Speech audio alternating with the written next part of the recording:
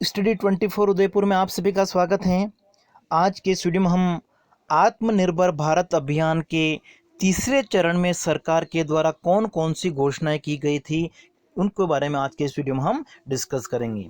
देखिए, आत्मनिर्भर भारत अभियान जो कोविड-19 महामारी है उससे हमारे देश की जो अर्थव्यवस्था है वो बहुत ही ज़्यादा प्रभावित हुई है, उसकी स्थिति एक तरह से खराब हो गई है। और इसी कारण हमारी अर्थव्यवस्था जो है उसमें सुधार करने के लिए जो आत्मनिर्भर भारत अभियान प्रारंभ किया गया था, तो इसके तीसरे चरण में कृषि और कृषि से जुड़ी सेवाओं के लिए उसमें आधारभूत संरचना का विकास करने के लिए सरकार के द्वारा अनेक घोषणाएं की गई हैं। वो कौन कौन सी घोषणाएं की गई हैं उनको आज के इस वीडियो में हम डिस्कस करेंगे। तो देखिए, आत्मनिर्भर भारत अभियान जो राहत पैकेज हैं उसके तीसरे चरण में सरकार के द्वारा कृषि क्षेत्र में सुधार करने के लिए घोषणाएं की गई थी। और इसके लिए कृषि और कृषि क्षेत्र से जुड़ी सेवाओं के लिए सरकार ने 1.5 लाख करोड़ रुपए जो हैं वो जारी किए हैं।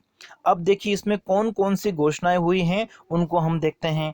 सबसे पहली जो घोषणा है वो कृषि क्षेत्र में आधारभूत संरचना का विकास करने के लिए कृषि आधारित संरचना फंड जो है वो स्थापित किया जाएगा।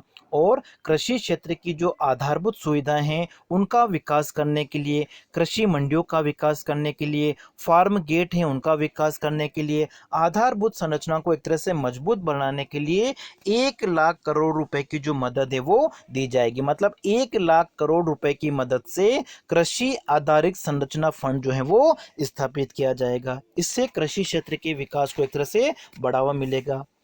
दूसरी घोषणा की अगर हम बात करें तो वो भी कृषि क्षेत्र से ही संबंधित हैं। जो कृषि क्षेत्र से संबंधित खाद्य प्रसंस्करण इकाइयां हैं उनसे जुड़े जो माइक्रो इंटरप्राइजेज हैं, जो सूक्ष्म उद्योग हैं, उनको एक तरह से आगे लाने के लिए, उनके उत्पादों की जो क्वालिटी है उसको सुधार करने के लिए, उन उद्योगों का प्रचार प्रसार करने के लिए 10,000 करोड़ रुपए जो हैं वो दिए जाएंगे।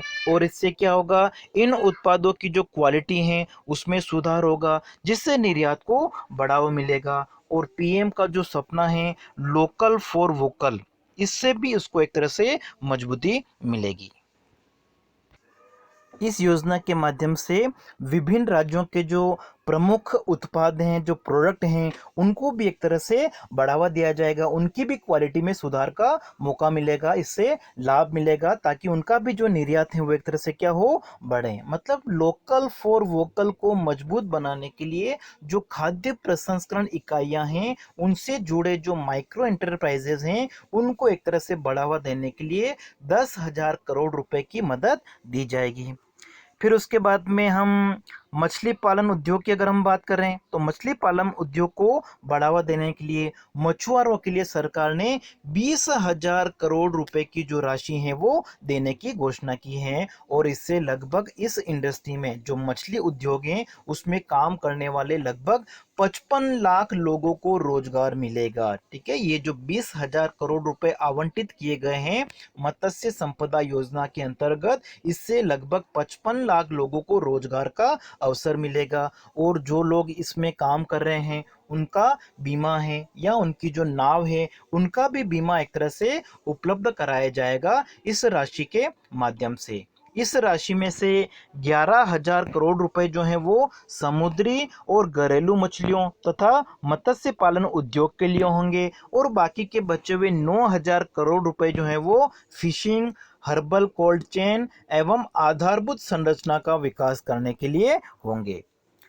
फिर देखिए, नेक्स्ट जो घोषणा है वो पशुधन से संबंधित है। पशुपालन जो कृषि व्यवसाय का प्रमुख सहायक कार्य है उसमें पशुओं को विभिन्न बीमारियों से बचाने के लिए, रोगों को नियंत्रित करने के लिए 13,000 करोड़ रुपए दिए जाएंगे। ठीक है, पशुपालक जो हैं पशुओं को रोग को नियंत्रित करने के लिए, विभिन्न बीमारियों से बचाने के लिए 13,000 करोड़ रुपए की जो राशि है वो दी जाएगी। और इसमें विभिन्न जो प्रत्येक पशु हैं उसके टीकाकरण के लिए सरकार के द्वारा 13,343 करोड़ रुपए जो हैं वो खर्च किए जाएंगे।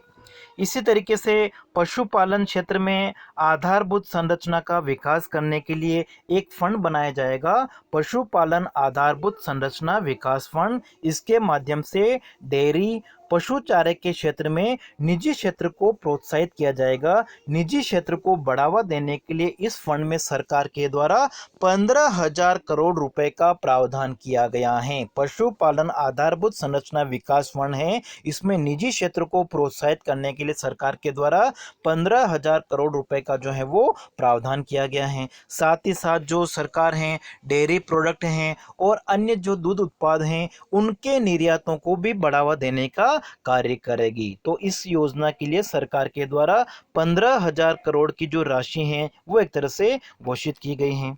इसी तरीके से हर्बल खेती को बढ़ावा देने के लिए भी सरकार के द्वारा प्रयास किए गए हैं। हर्बल खेती को बढ़ावा देने के लिए सरकार के द्वारा कौन कौन से प्रयास किए गए हैं, तो सबसे पहले अगर हम बात करें तो हर्बल खेती को बढ़ावा देने के लिए सरकार ने 4,000 करोड़ रुपए का प्रावधान किया है। हर्बल खेती के लिए 4,000 करोड़ रुपए का प्रावधान किया गया है और इसके अंतर्गत देश में NMPB, ठीक है, NMPB एक तरह से क्या है, नेशनल मेडिसिन प्लांट्स बोर्ड है, उनके द्वारा औषधि पौधों की खेती के लिए 2.25 लाख हेक्टेयर जमीन जो है वो हर्बल खेती के लिए उपयोग में लाने की बात की गई थी।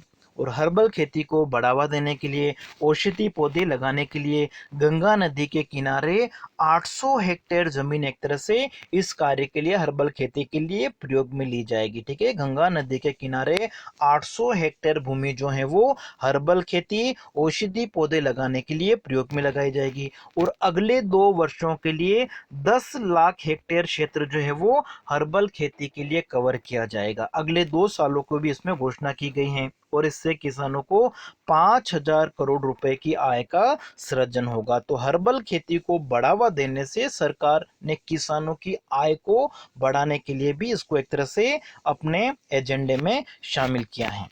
इसी तरीके से जो लोग मधुमक्खी पालन में लगे हुए हैं तो मधुमक्खी पालन उद्योग को भी बढ़ावा देने के लिए ग्रामीण क्षेत्रों में जो लोग मधुमक्खी पालन में लगे हुए हैं उनको बढ़ावा देने के लिए 500 करोड़ रुपए की जो योजना है वो लागू की गई है, आवंटित किया गया है इसके लिए 500 करोड़ रुपए और इससे लगभग 200 लाख मधुमक्खी पालक जो लोग हैं उनको फायदा मिलेगा। मधुमक्खी पालन विकास केंद्र, उनका संग्रह, विपणन, ठीक है, मार्केटिंग और उनका जो स्टोरन है, भंडारण है, जैसी कई सुविधाओं का जो उसमें आधारभूत संरचनाओं की आवश्यकता होती है उनका विकास करने पर ये जो राशि है वो खर्च की जाएगी।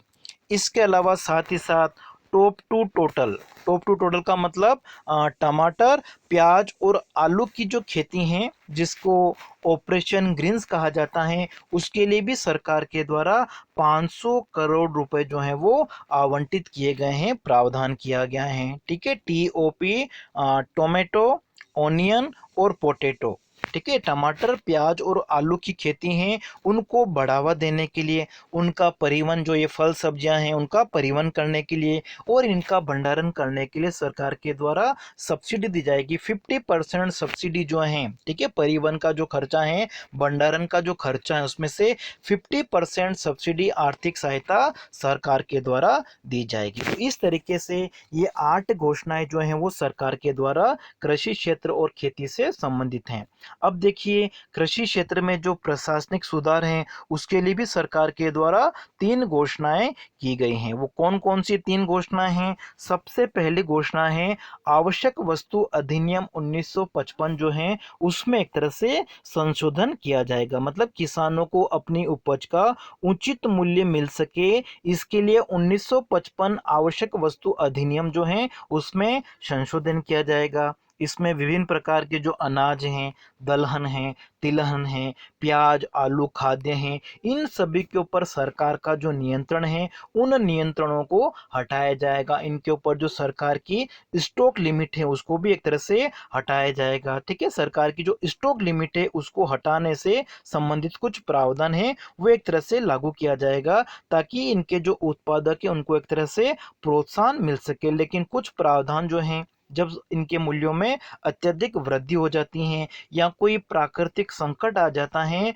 तो उस समय सरकार कुछ कदम उठा सकती है। इसके अलावा सरकार एक तरह से इनको नियंत्रण मुक्त कर देगी, अपना जो कंट्रोल है इनके ऊपर से हटा देगी, इनके ऊपर जो स्टॉक की जो लिमिट है उस लिमिट को भी हटा देगी। तो इस तरीके से आवश्यक वस्तु अधिनियम जो 1955 बना हुआ है, उसमें भी सरकार के द्वारा संशोधन किया जाएगा, ताकि इनके जो उत्पादक है किसान है उनको एक तरह से प्रोत्साहन मिले। तो ये भी देखिए कृषि कार्यों में सुधार से ही संबंधित हैं, लेकिन जो कानून बने हुए हैं उन कानूनों को सुधारने से संबंधित जो प्रावधान है वो भी एक तरह से किए जाएंगे।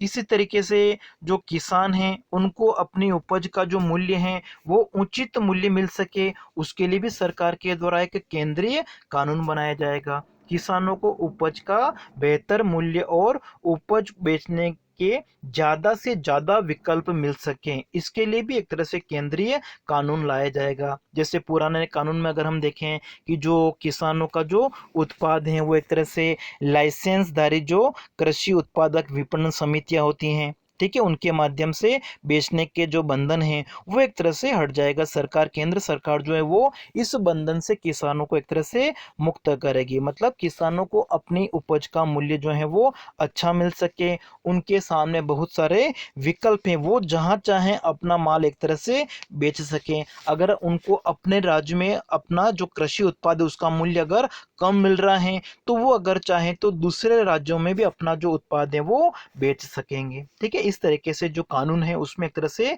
प्रावधान किए जाएंगे, कानून में संशोधन किया जाएगा, नया कानून लाया जाएगा। इस नए कानून के तहत किसानों को अंतर्राज्यीय स्तर पर अपनी फसलों को बेचने पर कोई पाबंदी नहीं होगी। किसान अपने उत्पाद को ऑनलाइन भी एक तरह से बेच सकेंगे। इसके अलावा एक प्रशासनिक सुधार और किया गया है, कीमतों एवं गुणवत्ता का आश्वासन। एक नई कार्य प्रणाली को विकसित किया जाएगा जिसके अंतर्गत जो बड़े होलसेलर हैं, निर्यातक हैं, जो प्रसंस्करण इकाइयां हैं, किसान हैं, इनका सभी का सहयोग लेकर इनको एक तरह से तैयार किया जाएगा, ताकि प्रत्येक मौसम की शुरुआत में बुवाई और बिक्री की जो कीमत है उसकी जो जानकारी है वो किसानों को मिल सके, ताकि किसानों का जो जोखिम है, अगर वो सोचते हैं कि उनका जब फसल उत्पादन जब पक के तैयार होकर मार्केट में आएगा तो उनकी कीमत एक तरह से क्या हो जाती है, कम हो जाती है। तो ये जो रिस्क है, ये जो जोखिम होता है, उस जोखिम को कम करने के लिए जब किसानों के द्वारा फसल बोई जाती हैं तो उसकी जो कीमत है, बिक्री कीमत है, वो एक तरह से तय कर दी जाएगी, ताकि किसान एक तरह से अपनी अधिक से अधिक पैदावार करने को एक तरह से प्रोत्साहित हो। तो इस तरीके से ये जो कुछ सुधार हैं उनकी घोषणा इस तृतीय चरण के पैकेज में की गई है।